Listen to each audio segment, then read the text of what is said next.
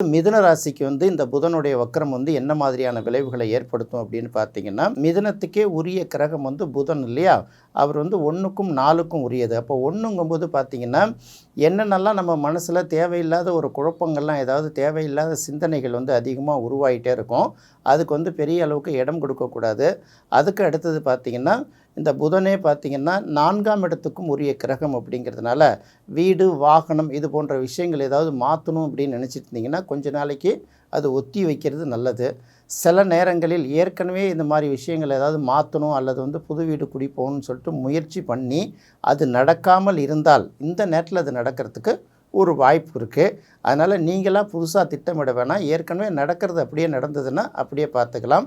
பொதுவாக வாகனத்துலேயும் வீட்டு விஷயங்கள்லையும் கொஞ்சம் யோசனையாக இருக்கும். அதே போல் தந்தை வழியிலையும் பார்த்திங்கன்னா சில சின்ன சின்ன நெருக்கடிகள் வரும். இல்லைன்னா அவர்களுக்கு மருத்துவ செலவு வரும். அது எல்லாமே சரியாயிடும். கொஞ்சம் நாளைக்கு தான் இருந்தால் கூட இதை நினச்சி கொஞ்சம் யோசிக்கக்கூடாது. இது ஒரு 20, 21 நாளைக்கு தானே அப்படின்னு நினச்சி விட்டுடணும்.